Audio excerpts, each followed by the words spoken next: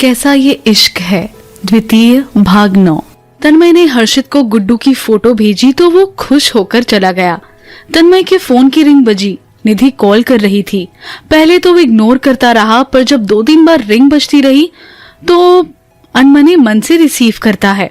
हाँ बोलो, क्यों कॉल कर रही थी? उसकी आवाज में हल्का गुस्सा था। तुम तो कभी करते नहीं कॉल। मैंने कर लिया तो उसमें भी ऐसे जता रहे हो जैसे कॉल करके मैंने गुनाह कर दिया हो। पर अच्छे से सुन लो, तुम मेरे हस्बैंड हो, मैं तुम्हारी वाइफ हूँ। तुम ये बेशक भूल सकते हो पर मैं नहीं। तुम कॉल नहीं करोगे तो मैं भी नहीं करूंगी क्या? कब मना किया कि कॉल मत करो? बस वजह पूछ ही रहा हूँ कि क्यों कॉल किया। कुछ वजह होती होगी। हाँ क्या? गुड्डू को फोन किया था ना? मेरे बारे में उससे पूछने से अच्छा मुझसे पूछ लेते तो कोई तूफान ना आ जाता। क्या जरूरत थी उसको ये पूछने की कि तेरी भाभी ने स्कूल ज्वाइन किया कि नहीं? निधि तन्मय से गुड्डू वाली बात पर गुस्सा करते बोली। बात करते करते निकल गया मुंह से। ऐसे कैसे निकल गया? अरे भाई निकल गया तो निकल गया। मैं सब कुछ तुम्हें एक्सप्लेन करूं ये जरूरी नहीं समझता। ओ हाँ, पूछ भी लिया तो आसमान टूट पड़ा क्या? तन्मय झुंझलाया। आसमान तो नहीं टूटा, पर उसको शक हो गया कि भैया ये सब उससे क्यों पूछ रहे थे। और जब उसने डुग्गू से बात करने के लिए कहा तो थोड़ी देर बात तो कर सकते थे। प्रेम से ना सही, झूठे मुंह से तो बात कर लेते। तो मुंह नहीं घिस जाना था ना? बच्चा डैडी डैडी कर रहा था पर जुबान से एक शब्द ना फूटा। उस बच्चे ने क्या बिगाड़ा है तुम्हारा? उससे किस बात की नाराजगी? देख निधि, ना मुझे तुमसे बात करनी है ना तुम्हारे डुग्गू से, समझी ना? और फालतू में ऐसा बोल बोलकर मेरा दिमाग खराब करती हो, इसलिए मैं बात नहीं करता। हाँ, मेरा बोलना तो तुम्हें दिमाग खराब ही लगता है। इतनी ही नफरत है डुग्गू और मुझसे तो यहाँ क्यों पोस्टिंग करवाई? तब तो हमें रोज देखना पड़ेगा। अभी रह रहे हो ना 2 साल से दूर, अब भी रह लेते। पोस्टिंग पीस एरिया में ही आ रही थी तो आता नहीं क्या? इतने सालों से अपनों से दूर हूँ। अब कुछ दिन मम्मी पापा गुड्डू और बाकी घर वालों के साथ रहूंगा। तुम्हें ज्यादा दिक्कत हो रही है मेरे आने से तो कैंसिल करवा देता हूँ। रह लेना आराम से तुम दोनों। वो गुस्से से बोला। मम्मी पापा गुड्डू सब तो तुम्हारे अपने हैं। मैं और डुग्गू ही तुम्हें अपने दुश्मन नजर आते हैं। हमारी वजह से कैंसिल करवाना है तो करवा लो। ऐसा क्या मुझ पर एहसान दिखा रहे हो जैसे यहाँ आकर बड़ा ना प्यार बरसाने वाले हो हम पर? निधि, फालतू बातें लेकर तो बैठो मत। जो कुछ भी हुआ और हो भी रहा है, ये सब क्यों और किसकी वजह से हुआ तुम अच्छी तरह से जानती हो। और एक बात कान खोलकर सुन लो, ऐसी बातें करोगी ना तो आना भी कैंसिल करूंगा और आगे से कॉल करोगी तो रिसीव भी नहीं करूंगा, समझ गई ना? तन्मय ने गुस्सा दिखाया तो कहीं तन्मय आना कैंसिल ना कर दे, ये सोचकर अपने तेवर थोड़ा नर्म करती है। नहीं, ऐसा कुछ मत करो। मैं कुछ नहीं बोल रही। मेरे बोलने से कौन सा कुछ होने वाला है? हाँ, नहीं होगा कुछ भी, इसीलिए मत बोला करो। और हाँ, तुम्हें क्या जरूरत थी अपनी ट्रांसफर वहां करवाने की? किसने कहा कि मैं आ रहा हूँ तो तुम भी मुझसे पहले ही वहां आ जाओ। तुम्हारी वजह से नहीं आई हूँ कि तुम आ रहे हो तो मैं भी मरे जा रही हूँ तुम्हें देखने के लिए या तुम्हारे साथ रहने के लिए। अच्छा, तो फिर वहां क्यों ट्रांसफर करवाई? इस गलत फहमी में मत रहो कि मैंने यहाँ ट्रांसफर तुम्हारी वजह से करवाई है। मैं यहाँ सिर्फ डुग्गू की वजह से आई हूँ। तुम्हें तो मतलब रहा नहीं मुझसे रिश्ता निभाने को, पर डुग्गू की वजह से मुझे घर वालों से तो रिश्ता निभाना पड़ेगा ना, क्योंकि तुम मुझे तो सजा देने पर तुले हो तो दे रहे हो तो दे दो। जब तक मन ना भरे तब तक मैं भी सहती रहूंगी, पर उफ तक नहीं करूंगी। घर वालों ने क्या कहा? कब से कह रहे थे कि डुग्गू को इधर ले आओ। चाची जी कह रही थी कि जरूरत नहीं है अब जॉब करने की, हमें कौन सा कमी है, छोड़ दो जॉब।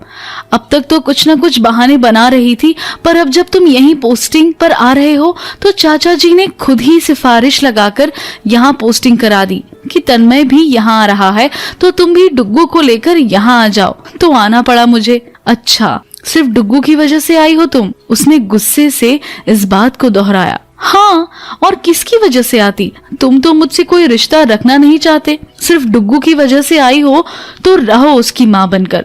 मुझसे तो तुम्हें वैसे भी कभी मतलब रहा नहीं। जो तुम्हारा मन किया तुमने वही किया, अभी भी वही कर रही हो। रख रहा हूँ फोन, मेरी ड्यूटी का टाइम हो रहा है। कहकर वो कॉल डिस्कनेक्ट कर देता है और फोन पलंग पर पटक देता है। दोनों हाथ पीछे पलंग पर टिकाए हाथों के सहारे झुककर कमरे की छत को ताकता हुआ आंखें बंद कर गहरी सांस लेने लगा। निधि भी तन्मय के इस प्रकार कॉल डिस्कनेक्ट करने से दुखी होकर रोने लगी। इतनी देर से आंसू रोक रखे थे, आखिर छलक ही आए।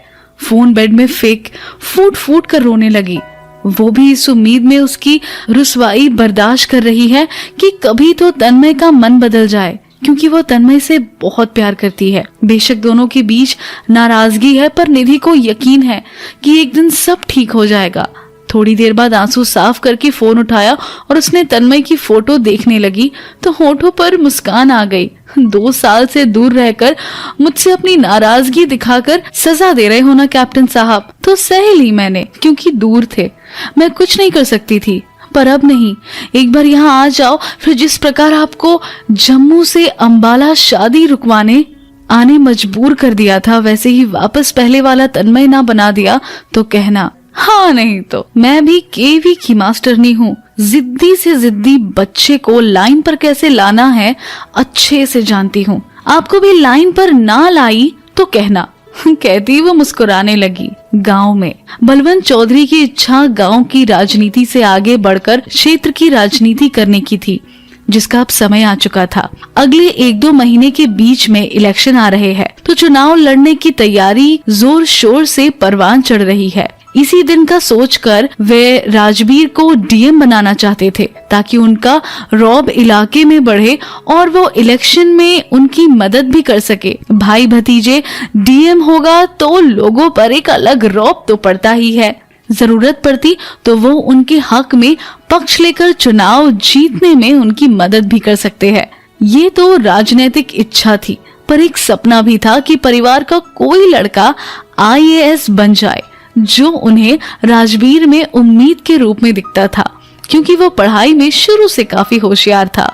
सपना तो था, वो सपना राजबीर को घर से निकालने के उनके गलत फैसले ने ही चूर करके रख दिया। पर गांव की सरपंची और चौधर तक सीमित न रहकर विधायक की एक इलेक्शन लड़ने की ख्वाहिश तो अब भी है, और इसके लिए वो 4-5 साल से तैयारी भी कर रहे थे।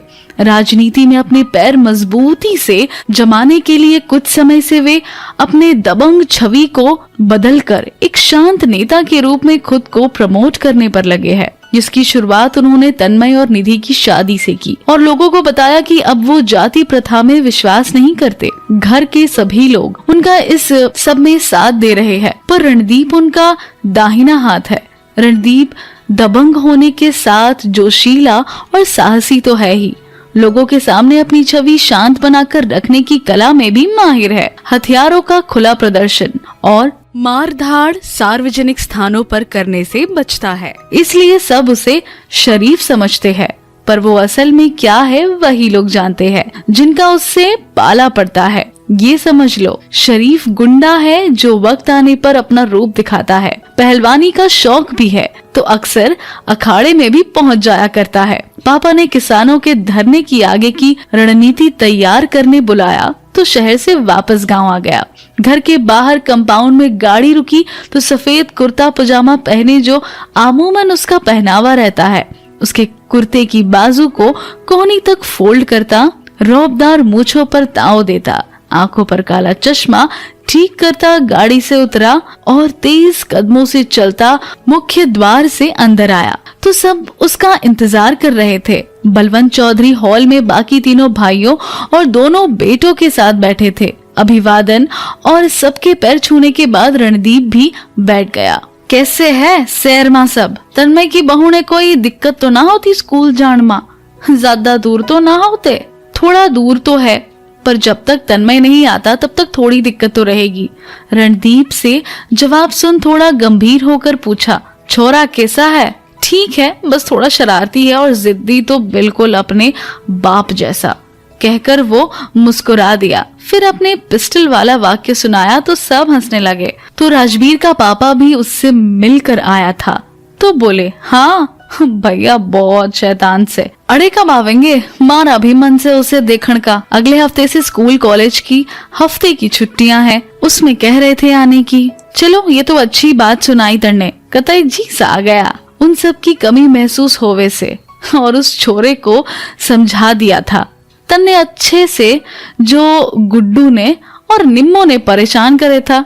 जी पापा, अभी तो समझा दिया है, पर है वो भी कतई बावली बुच की औलाद से। सिर्फ धमकान से मान जावेगा, मुझे इसमें शक है।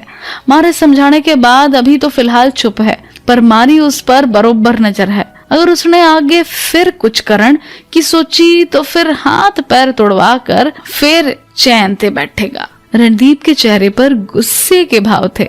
बलवंत चौधरी ने सुना तो एक गहरी सांस ली, फिर सामने रखे हुए हुक्के की पाइप को गुड़गुड़ की और सोचते हुए बोले, अभी ऐसे ही समझा ले, ज्यादा पंगा ना छेड़ियो। सुनने में आया से कि उसका बाप तंवर इस बार अपनी पार्टी से टिकट ग्रामीण क्षेत्र की चावे है। अगर ऐसा हुआ तो हमारे लिए अच्छा न होगा, पर वो तो शहर से लड़ता है। हाँ, पर इस बार सुनन में आई है कि उससे लोगों में जबरदस्त नाराजगी है। इस करके पार्टी ने और उसने अपनी वोट बैंक खिसकण की आशंका से तो इस बार शहरी क्षेत्र की सीट की बजाय ग्रामीण क्षेत्र की सीट से चुनाव लड़न की सोच रहा से। हम भी उनकी पार्टी से संपर्क में से और दूसरी पार्टी के भी ग्रामीण क्षेत्र की सीट का टिकट हमें मिल जावे, पर अगर वो इधर आया तो फिर मुश्किल हो जावेगी। जातिगत वोटों का बंटवारा हो जाएगा और कई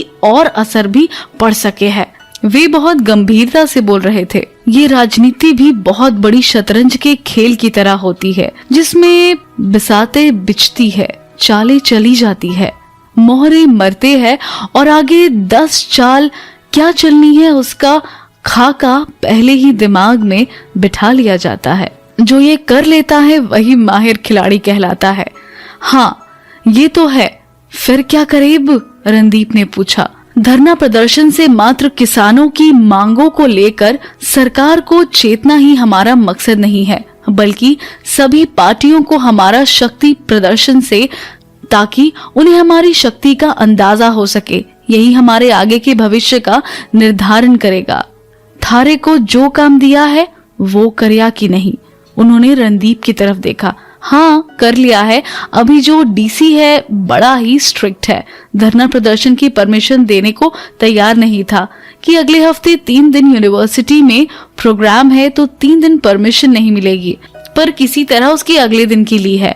और वैसे भी ये डीसी जा रहे हैं, 1-2 दिन में नया डीसी पदभार संभालेगा। सुना है वो अभी नया है, तो उस पर दबाव बनाने में आसानी रहेगी।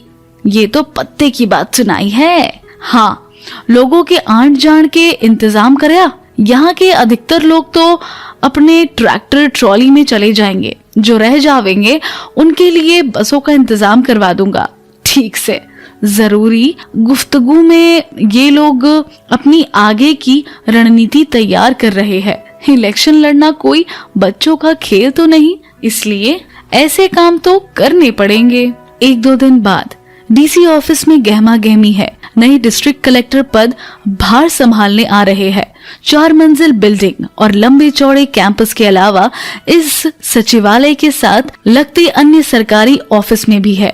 नए डीसी आ रहे हैं तो उनके स्वागत में कोई कमी ना रह जाए। इस वजह से सचिवालय के सभी कर्मचारी चाक चौबंद हो तैयारियां देख रहे थे। स्वागत के बाद जलपान का प्रबंध सेंट्रल हाउस में किया गया है। जब लगा सभी तैयारियां पूरी हो चुकी है तो सब लोग स्वागत में बुके लिए मुख्य द्वार पर खड़े हो गए। एकाएक मुख्य द्वार के बाहर गाड़ियां व सुरक्षित कर्मियों की चहल पहल बढ़ गई। पुलिस वालों ने लोगों को रोड से हटाकर रास्ता क्लियर कर दिया। 2-3 गाड़ियां एक एक करके रुकी तो उन्हें घेरे पुलिस वाले खड़े हो गए। बीच वाले काले रंग की गाड़ी डीसी आरबी मालिक थे। गाड़ी रुकी। मिनट भर बाद गार्ड ने गाड़ी का दरवाजा खोला तो ब्लैक कलर के लेदर शू पहने उन्होंने पैर बाहर रखा। हथियारों से लैस 2 पुलिस कमांडो उनके साथ खड़े हो गए। ब्लैक कलर के फॉर्मल ब्लेजर के अंदर स्काई कलर की शर्ट पहने, रंग गोरा, क्लीन शेव, काले और चमकीले बालों पर पर्सनालिटी से मैच करता हेयर स्टाइल, आंखों पर काला चश्मा लगाए डीसी साहब निकले तो दोनों कमांडो उनके दोनों तरफ खड़े हो गए। कुछ पर्सनालिटी का कमाल, कुछ पद का रौब। जिसने भी उनको आते देखा बस देखता ही रह गया। मुंह से एक बार ये शब्द जरूर निकला, वाह क्या पर्सनालिटी है। वे तेज कदमों से चलते गेट की तरफ बढ़े, बुके के साथ सबका अभिवादन स्वीकार किया और सचिवालय के बिल्डिंग के सेंट्रल हॉल में आ गए, जहां उनके स्वागत के लिए छोटी सी पार्टी रखी गई थी। वो आकर हॉल में लगे सोफे में बैठ गए तो दोनों कमांडो उनके पीछे खड़े हो गए। कुछ समय के अंतराल पर अभिवादन स्पीच के बाद उन्होंने सबको इतने अच्छे स्वागत के लिए धन्यवाद कहा और फिर वो अपने ऑफिस की तरफ चल गए। ऑफिस में पहुंचे तो दोनों कमांडो दरवाजे पर रुक गए और आरबी मलिक ऑफिस का मुआयना करने लगे। उसके बाद ऑफिस से बाहर निकले तो 2-3 कमांडो उनके आगे आगे चलने लगे। पूरे सचिवालय का एक राउंड लगाकर मुआयना किया तो समझा कि कहाँ क्या है। 2-3 घंटे मुआयना करने के बाद वापस अपने ऑफिस में आकर अपनी चेयर पर बैठे ही थे कि फोन में कॉल आई तो गार्ड को अंदर बुलाया। जी साहब, बाहर गेट पर एक लड़की खड़ी है, वो हमारी मेहमान है पर उसे कोई अंदर नहीं आने दे रहा है, तो जाकर उनसे कह दो उसे आने दे। जी साहब, कहता वो बाहर चला गया। थोड़ी देर बाद एक सुंदर सी लड़की, उम्र यही 25-26 साल, जीन्स के ऊपर हल्के मैरून कलर का कुर्ता पहने, खुले स्ट्रेट बालों को हाथ से कान के पीछे करती दरवाजे पर आई। मे आई कम इन, परमिशन मांगते हुए उसके चेहरे पर हल्की सी मुस्कान थी। उसे देख आरबी मलिक के चेहरे पर मुस्कान थी। वे भी चेयर पर खड़े हो गए। आओ आस्था, तुम भी अंदर आने की परमिशन मांगोगी क्या?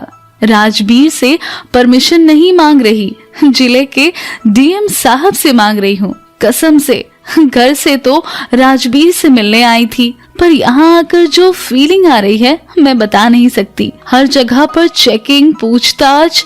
ओ गॉड, घर से तो खुश होकर आई थी कि राजबीर से मिलने जा रही हूँ, यहाँ आकर पता चला राजबीर अब राजबीर नहीं रहा, डीएम आरबी मलिक हो गए हैं, इसीलिए बिना परमिशन के कैसे आ सकती थी? Oh really? चेहरे पर मुस्कान थी। हाँ, ये तो फॉर्मेलिटी के लिए है जो इस कुर्सी पर बैठे हर शख्स के लिए होती है। राजबीर बेशक आरबी मलिक बन गया हो, पर दोस्तों के लिए वही है पहले वाला, वही एटीट्यूड में घूमने वाला राजबीर। वो हंसते हुए बोली, अब वो तो कुछ चीजें हमारी नेचर का हिस्सा होती है, उसको हम नहीं बदल सकते। मेरा लाइफस्टाइल वही था, किसी को वो एटीट्यूड लगता था तो इसमें मेरा क्या कसूर? पर अब तुम एटीट्यूड दिखा सकते हो क्योंकि तुम सच में ही सबसे अलग थे, इसलिए तो कॉलेज में सभी लड़कियों के क्रश कहलाते थे। बोलते हुए उसके चेहरे पर मुस्कान थी, जो ये बोलते हुए और बढ़ गई।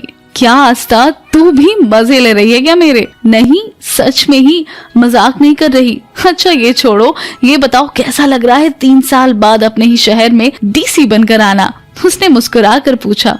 पता नहीं, मैं ये फीलिंग शायद एक्सप्रेस नहीं कर पाऊंगा क्योंकि खुशी भी बहुत है और मन डरा भी बहुत लग रहा है। वो गहरी सांस ले चेयर पर थोड़ा पीछे खिसक कर कमर टिका खुद में खोते हुए बोला। तो आस्था आश्चर्य में थी। खुशी तो समझ आई, पर डर क्यों? आस्था ने पूछा। डियर लिसनर, इस कहानी को आपका प्यार देने के लिए और आपका साथ देने के लिए बहुत बहुत धन्यवाद। अगर आप इसी तरह की और कहानियाँ सुनना चाहते हैं तो हमारे चैनल को सब्सक्राइब और लाइक कीजिए। धन्यवाद।